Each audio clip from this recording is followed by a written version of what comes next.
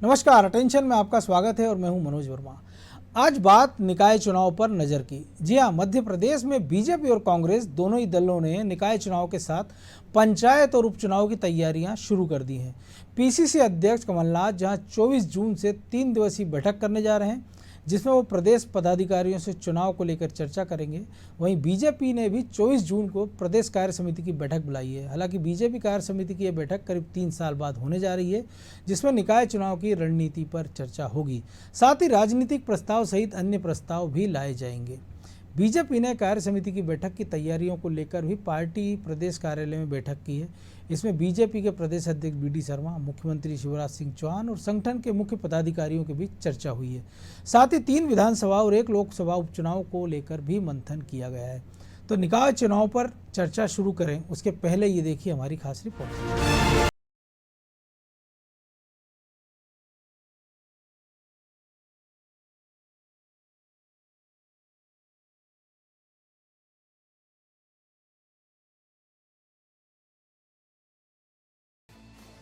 मध्य प्रदेश में कोरोना काबू में आने के बाद अब बीजेपी ने नगरीय निकाय चुनाव की तैयारियां शुरू कर दी हैं।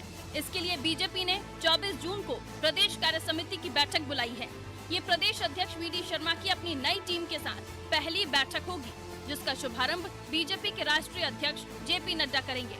वहीं कार्य समिति की बैठक की तैयारियों को लेकर शुक्रवार को मुख्यमंत्री शिवराज सिंह चौहान और प्रदेश अध्यक्ष वीडी शर्मा के साथ संगठन के मुख्य पदाधिकारियों की बैठक हुई।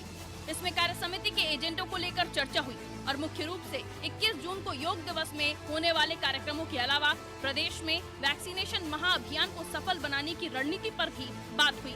वहीं भाजपा नगरीय निकाय चुनाव के लिए पूरे प्रदेश में जिला स्तर पर संगठन से तैयारियां करने के लिए बातचीत करेगी। बैठक में ये भी तय हुआ है कि 1 से 15 जुलाई तक जिला समितियों की बैठक होगी, जिसमें प्रदेश कार्य समिति के पदाधिकारी वर्चुअली जुड़ेंगे। इसके बाद 16 से 31 जुलाई तक मंडल कार्य समितियों का आयोजन किया जाएगा।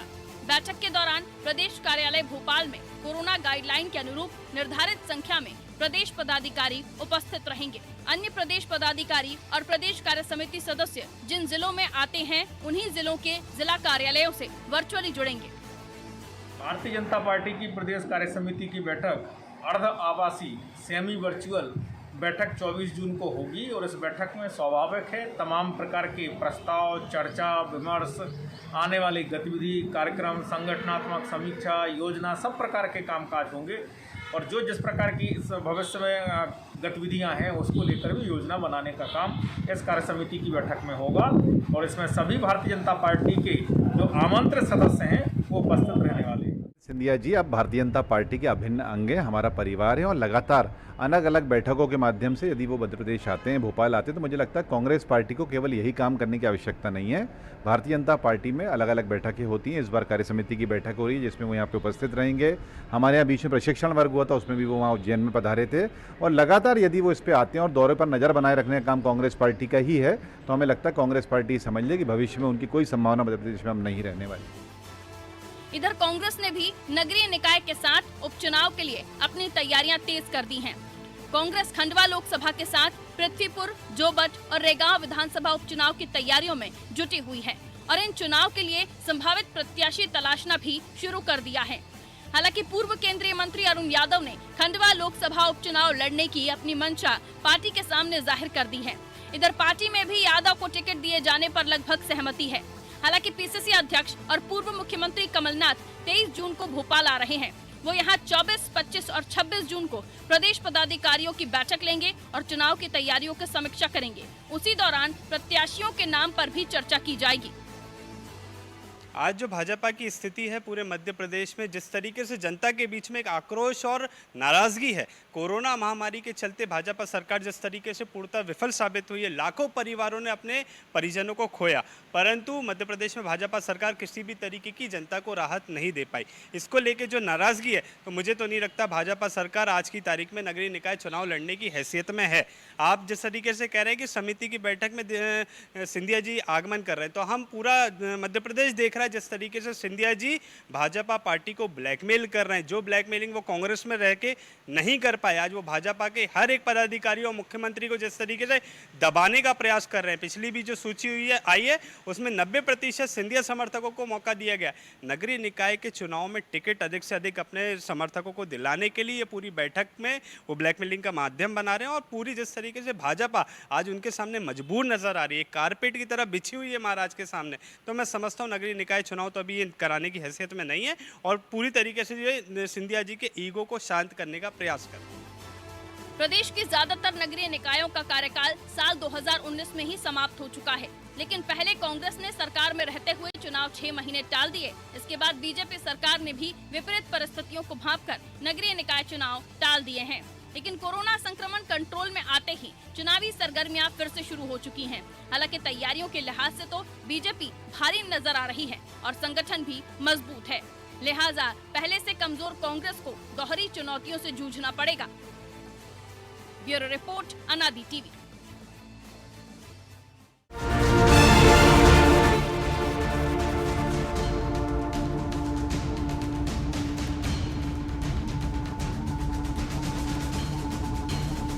पहुंचने के लिए वैक्सीनेशन युक्त बनाने का अभियान भी चलाया जाएगा। प्रदेश के सभी 7000 सेंटर पर हेल्प डेस्क लगाकर लोगों की सहायता की जाएगी। जिस तरह से कोविड संकट के समय हेल्पलाइन नंबर जारी किया गया था, वैसे ही वैक्सीनेशन के लिए भी हेल्पलाइन नंबर जारी किया जाएगा और किसी भी संभावित संकट या महामारी से सुरक्षा के लिए पार्टी ने प्रत्येक गांव में स्वास्थ्य स्वयंसेवक तैयार करने का निर्णय लिया है, जिसके लिए प्रत्येक गांव से एक युवा महिला कार्यकर्ता का चयन किया जाएगा, जिन्हें प्रशिक्षण और उपयोगी सामग्री दी जाएगी। माना यह जा रहा है कि इसके जरिए पार्टी नीचे तक लोगों से संपर्क कर उनकी समस्या समझेगी और अपने पक्ष में एक सकारात्मक माहौल तैयार करेगी। तो निकाय चुनाव की तैयारियों पर चर्चा के लिए हमारे साथ जुड़े हुए हैं हमारे ब्यूरो हेड ब्रजेश चौक से, इसके साथ ही वर्चुअली जुड़े हुए हैं वरिष्ठ पत्रकार राघवेंद्र सिंह जी। आप दोनों का बहुत स्वागत है। सबसे पहले राघवेंद्र जी आप ही के पास कि कहने को तो 3 साल बाद ये प्रदेश कार्यकारिणी की बैठक हो रही है, बड़ी अहम बैठक है, क्योंकि इसके पहले जो अध्यक्ष थे वो कई बार बैठक ही नहीं कर पाए थे। अब बैठकों का दौर शुरू हो रहा है। जिस प्रकार से रणनीति बनाई गई है इसके लिए कि स्वयंसेवक तैयार करना है, वैक्सीनेशन, या तमाम सारी चीज़ें हैं, तो जाहिर सी बात है नज़र नगरीय निकाय पर, और ये भी ध्यान रखना है कि कोरोना के कारण जो जनता में असंतोष उपना है, जो लोगों ने लाशें देखी, जलती हुई चिताएं देखी हैं, अपनों को खोया, उस नाराज़गी को दूर करने का एक प्रयास।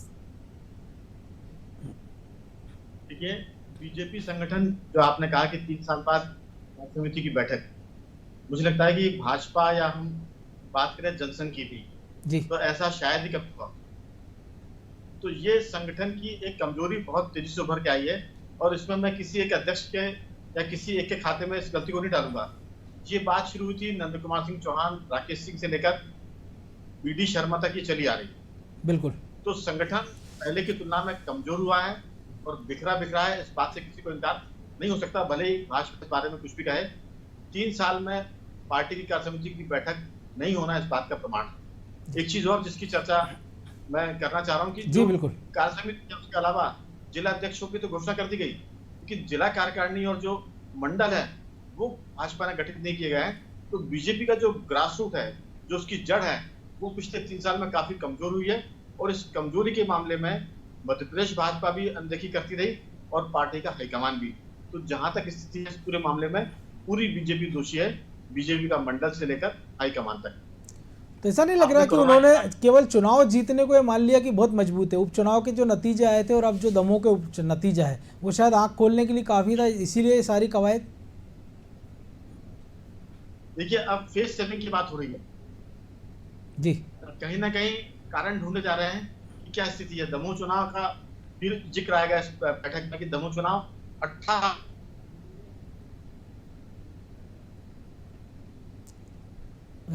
लगता है कुछ तकनीकी कारणों से संपर्क कट गया। राघवेंद्र जी के पास सवाल फिर जाने का प्रयास करेंगे। ब्रजेश जी, जो कुछ राघवेंद्र जी ने भी कहा, निश्चित तौर पर संगठन की कमजोरी की 3 साल बाद अगर आप ये बैठक कर पा रहे हैं, और उसके पहले हम ये देख रहे हैं कि जो जितनी सारे उनकी पदाधिकारी तो कैरी फॉरवर्ड चले आ रहे थे कि नंद कुमार सिंह चौहान की टीम राकेश सिंह के साथ काम कर रही थी, या नंद कुमार सिंह के पास प्रभात झा की टीम कर रही थी, बहुत इक्का दुक्का पदाधिकारी बदले थे।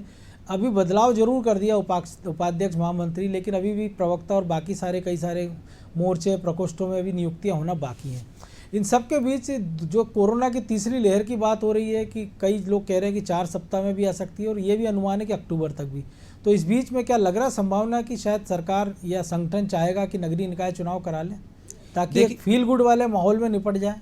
देखिए मनोज जी, नगरीय निकाय चुनाव तो बहुत पहले हो जाना चाहिए थे। कांग्रेस ने अपनी सुविधा के अनुसार उनको टाले और वो अप्रत्यक्ष तरीके से कराना चाहते थे ताकि ज़्यादा से ज़्यादा निकायों पर उनका कब्जा हो सके, क्योंकि भाजपा का अधिकांश नगरीय निकायों पर कब्जा है। छत्तीसगढ़ राजस्थान जैसे छत्तीसगढ़ राजस्थान में किया, तो उन्होंने फार्मूलों को चेंज किया, एक्ट में संशोधन किया, भाजपा ने उसका विरोध किया। इसके बाद फिर भाजपा की सरकार बनी 15 माह में, तो हमने देखा कि भाजपा सरकार अध्यादेश लेकर आई, जिस अध्यादेश की समय अवधि रहती है 6 माह, उनको बिल लेकर आना चाहिए था विधानसभा में कि हम प्रत्यक्ष तरीके से जो पहले से था वैसे ही चुनाव कराएंगे महापौर का, अध्यक्ष का, लेकिन वो बिल नहीं ला पाई, वो अध्यादेश की समय अवधि खत्म हो गई है। अब यदि चुनाव कराने, हम जिस तरह से गतिविधियां देख रहे हैं कि चुनाव कराना चाहिए सरकार को, क्योंकि पड़ोसी राज्य उत्तर प्रदेश में भी हम देख रहे हैं जिले के चुनाव हो रहे हैं, इससे पहले गुजरात में भी चुनाव हो गए और छत्तीसगढ़ में भी चुनाव हो गए, तो आप चुनाव को एक समय सीमा तक टाल सकते हो और अब बहुत लंबा समय हो गया है। जिस तरह से निकायों की स्थिति है, और एक वजह जो आपने कहा है कि नाराजगी भी दूर हो सकती है, क्योंकि लोगों को आप उम्मीदवार बनाएंगे पार्षद से लेके और अध्यक्ष तक, महापौर तक तमाम बनेंगे, तो कांग्रेस के जो और भाजपा के जो कार्यकर्ता उनमें एक तरह से जोश आता है। हमने देखा जैसे ही हाई कोर्ट ने कहा था चुनाव कराइए, तो मनोज जी जो पार्षद के दावेदार हैं वो मास्क बांटने जाने लगे थे घर घर तक, एकदम सक्रिय हो गए थे। तो यदि कार्यकर्ताओं को आपको सक्रिय करना है विधानसभा चुनाव से पहले, तो मुझे लगता है कि निश्चित तौर पर उस दिशा में आगे बढ़ना चाहिए दोनों दलों को।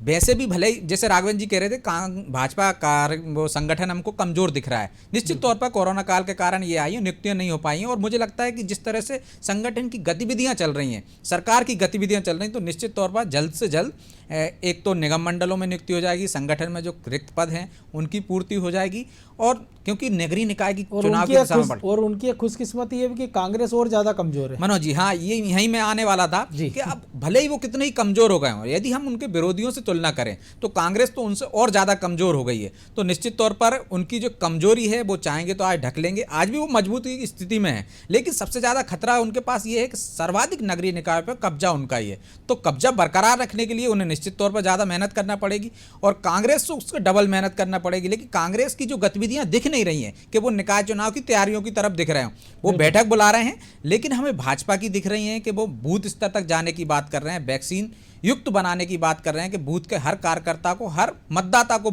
वैक्सीन लग जाए, और वहाँ पे एक स्वास्थ्य कार्यकर्ता बनाने की बात कर रहे हैं वार्ड स्तर पर। तो उनकी तैयारियां से लग रहा है कि वो नगरीय निकाय के चुनाव की तरफ बढ़ रहे हैं। राघवन जी, तैयारियां तो चल रही हैं, लेकिन आपको नहीं लग रहा है कि जो बड़ी चुनौती बीजेपी के सामने उपचुनाव भी है, क्योंकि जो 4 सीटों पर उपचुनाव होना है, खंडवा लोकसभा बीजेपी के पास थी, रेगांव बीजेपी के पास थी, लेकिन बाकी जो सीटें थी जोबट और दूसरी सीट ब्रजेंद्र सिंह वाली वो कांग्रेस के पास थी। तो कांग्रेस तो हो सकता है उनके पास तो खोने को कुछ है नहीं, अगर वो 2 हार भी जाते हैं तो उनके पास 50 बहाने होते हैं कि सत्तारूढ़ पार्टी ने धन बल बाहुबल का इस्तेमाल किया या फर्जीवाड़ा किया। लेकिन अगर वो जीत जाते हैं तो संकट किसके लिए बड़ा होगा, मुख्यमंत्री के लिए, संगठन के तौर पर बीडी शर्मा के लिए?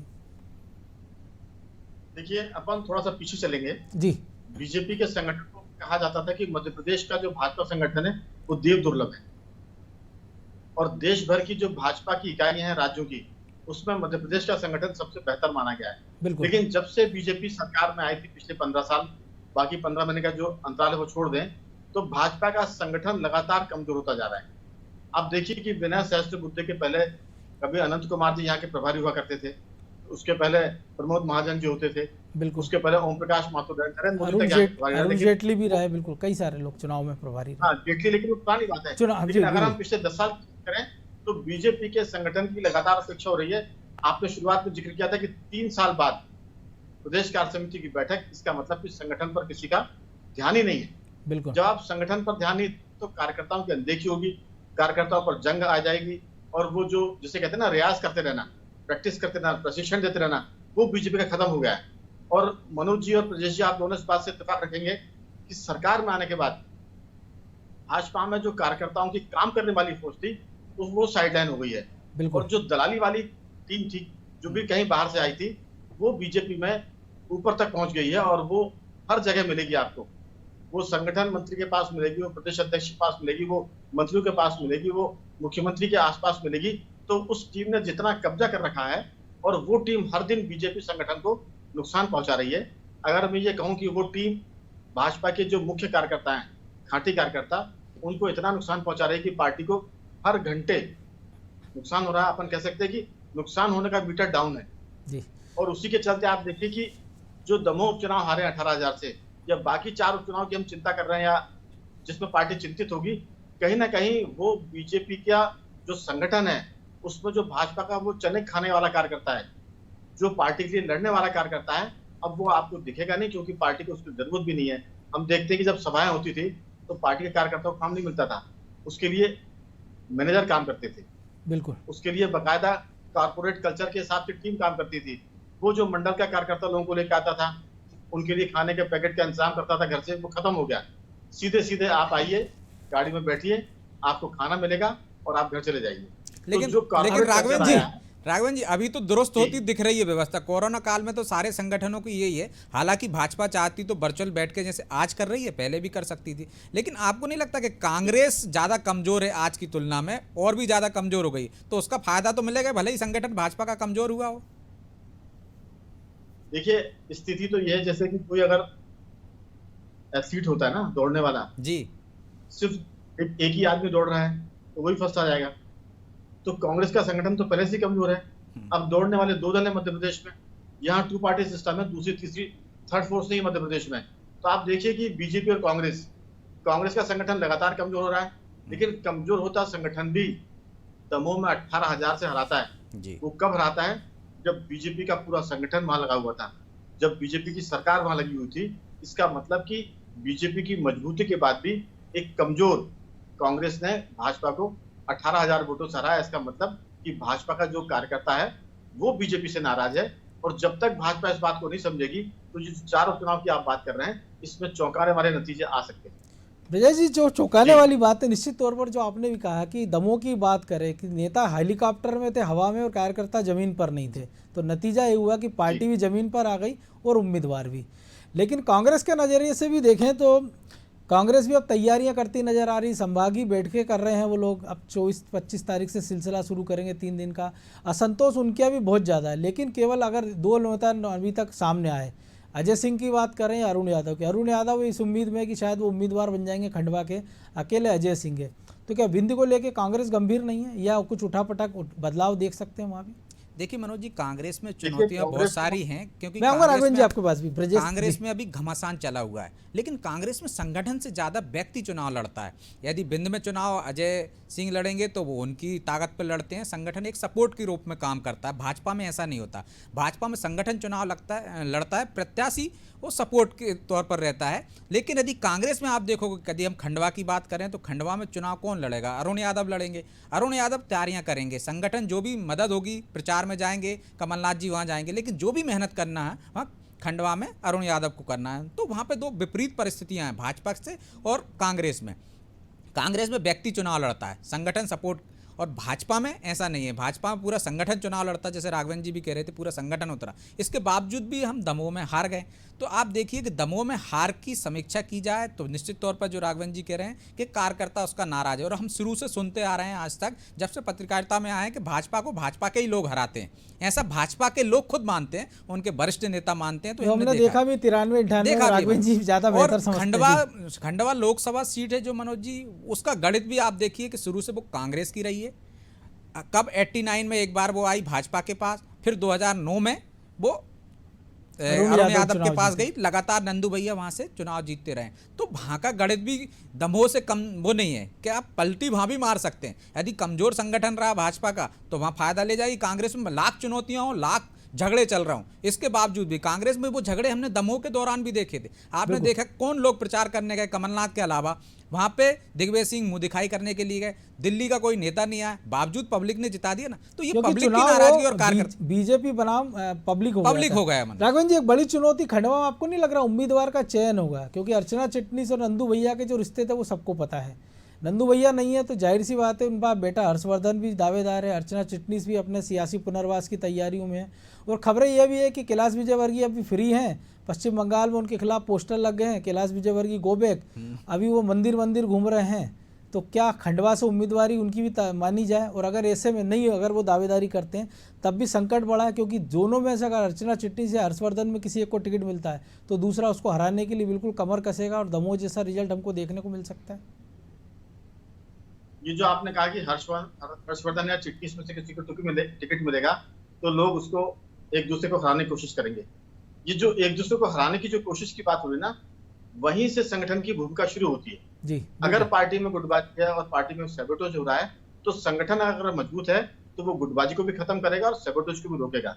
अगर ये दोनों दमों में नहीं रुके, अगर ये दोनों खंडवा में नहीं रुकेंगे, इसका मतलब कि फिर संगठन के नेताओं की पकड़ अपनी पार्टी में कमजोर है, ना सैबोटेज रोक पा रहे हैं, ना वो गुटबाजी रोक पा रहे हैं। एक बात और जो आपने कहा कि चिटनीस और नंद कुमार सिंह जी की जो स्थिति वहां थी, मैं एक शब्द उसको सिर्फ आप लोकोक्ति के रूप में देखें। जी बिल्कुल, वहां दोनों की स्थिति साफ नहीं। निश्चित तौर पर।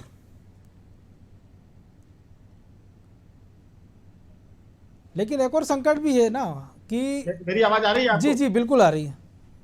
हाँ, दोनों की स्थिति वहां जो थी वो सांप नेवली की तरह थी। तो सीधी सी बात है कि अगर संगठन असरदार है तो वो दोनों को बैठ के समझा देगा और चेतावनी भी दे देगा कि अगर आप नहीं मानेंगे तो फिर पार्टी आपके साथ सख्ती बरतेगी।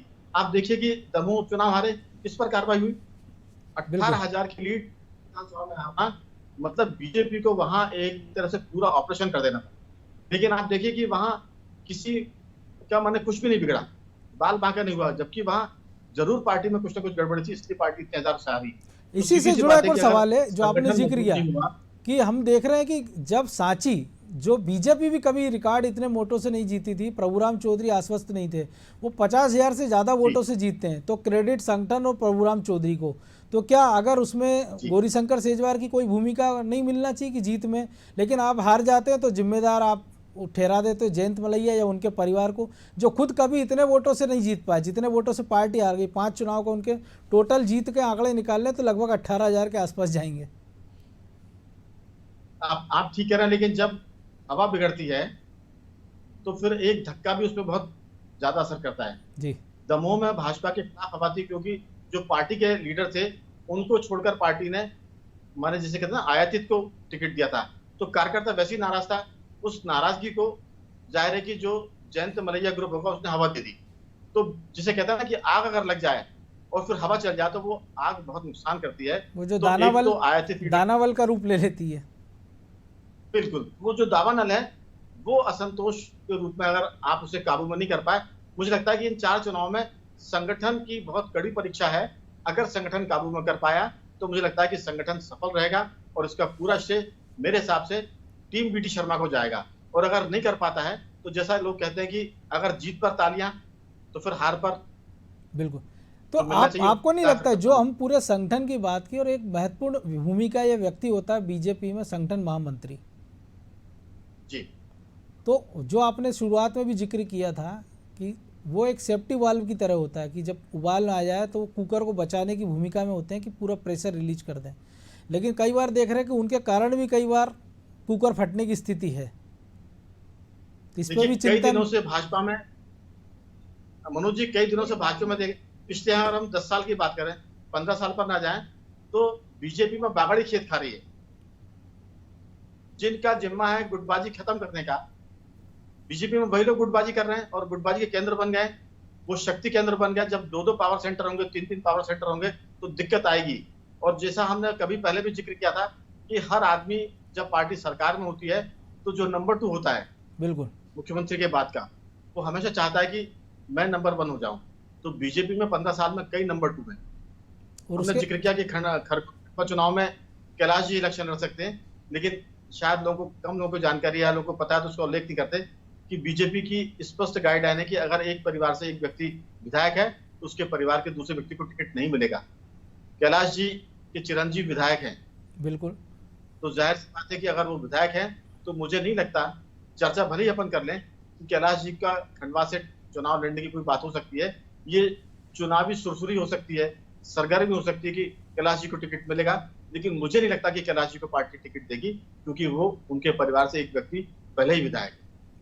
लेकिन हो सकता है कि अगर जब सीट संकट में हो तो साख बचाने के लिए फिर, और कई बार ये फार्मूला तोड़ा भी गया मनोज जी। यदि हम छत्तीसगढ़ में रमन सिंह जी की बात करें, उनके बेटे की बात करें तो टूटा भी है। लेकिन तब से अब तक बीजेपी परिवर्तन बहुत सारा हो चुका है। और लेकिन हम कर्नाटक में भी देख रहे हैं कि 77 साल के येदुरप्पा भी अपने दम पर मुख्यमंत्री बन गए। लेकिन ब्रजेश जी, एक आखिरी सवाल आपसे भी कि जिस प्रकार से हम देख रहे हैं कि ये जो बीजेपी जो कुछ भुगत रही, आपने जो जिक्र किया, राघवेंद्र जी ने भी, चुनावी तैयारी अपनी जगह, संगठन का संकट अपनी जगह, कि ये जो खतरे हैं, ये जो कांग्रेस युक्त भाजपा है, ये उसके कारण खतरे ये दिख रहे हैं, या उसकी जो परिपाटी पार्टी ने अपना ली है, संगठन बन गए, छत्रप बन गए, गुट बन गए कई सारे?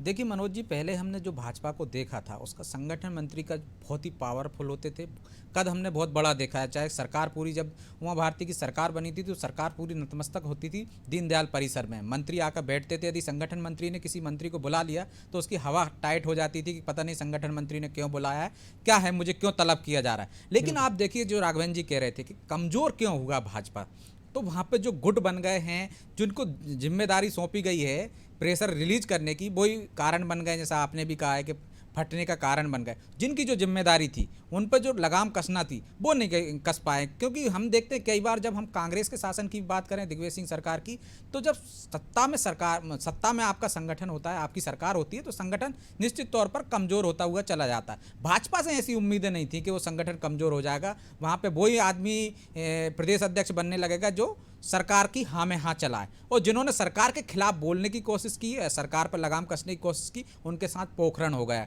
तो यदि संगठन को कमज़ोर होने की एक वजह भी है, तो सरकार आपका सत्ता में होना है, आपकी पार्टी का सत्ता में होना भी। तो ये देखने का काम मैंने देखा कि संघ के जो लोग आते थे, संगठन मंत्री बनते थे, उन्होंने जिस तरह से लगाम कसी थी पहले, फिर जब लगा कि वो लगाम कसने के कारण कोई विस्फोट ना हो जाए, उमा भारती की सरकार में देखो एक तरह से तनाव शुरू हो गया था, शुरुआती दौर में लगाम कसने की कोशिश की, तो उसे रिलीज करने के लिए जो ढील दी गई, ये भी एक सत्ता की चाहत का ही तो ये भी नतीजा सत्ता था। की तो उसका खामियाजा है मनोज जी। तो यदि आपको संगठन को मजबूत रखना है तो आपको कड़क निर्णय लेना पड़ेंगे, और जब भी जहाँ भी अनुशासन वाला जो भी संगठन है मनोज जी, चाहे आर्मी की बात करें, हम पुलिस की बात करें, जहाँ भी अनुशासन का पालन होता है, वहाँ पे देखिए आप चाबुक तेज चलती है, अनुशासनहीनता पे कार्रवाई सख्त होती है। और जब आपने कार्रवाइयाँ करने में सख्ती नहीं दिखाई, यदि आप दमों पे आपने जयंत मलैया को दोषी ठहराया था, नोटिस दिया था, तो फिर आपको कार्य समिति में नहीं लेना चाहिए। तो जब आप संगठन प्रेशर में आने लगे लोगों के, तो समझिए कि कमजोरी वहीं से शुरुआत हो जाएगी। बिल्कुल निश्चित तौर पर जब हमने सर्कस में भी देखा कि चाबुक हाथ में होता है रिंग मास्टर के, तो शेर भी आग के गोले से कूद जाता है। बिल्कुल। बहरहाल समय और इजाजत नहीं दे रहा है, इसलिए आप दोनों का बहुत बहुत शुक्रिया इस विश्लेषण के लिए। इस पर और चर्चाओं का दौर हम जारी रखेंगे। तो निश्चित तौर पर निकाय चुनाव पर नजर है, लेकिन संगठनों की जो हालत है, बीजेपी की बात करें, कांग्रेस की बात करें, बीजेपी के साथ एक प्लस पॉइंट ये है कि उनके पास शिवराज सिंह चौहान जैसा एक लोकप्रिय चेहरा है, जो लगातार चौथी बार मुख्यमंत्री हैं, 14 साल से ज़्यादा का उनका कार्यकाल हो चुका है। लेकिन एक कहावत ये भी है कि एक अकेला चना भाड़ नहीं फोड़ सकता, तो एक मजबूत संगठन का साथ उनको भी चाहिए, क्योंकि पिछली बार भी हमने देखा था कि संगठन की लापरवाही के कारण सरकार बनते बनते बीजेपी मुहाने पर आकर ठिठक गई थी। ये बात हो रही है कि बाद में सिंधिया की नाराज़गी ने बीजेपी को फिर एक मौका दिया और 15 महीने बाद फिर से बीजेपी की सरकार बन गई है। लेकिन एक अकेले शिवराज के चेहरे पर कब तक आप उम्मीद करोगे कि वोट पड़ते रहें?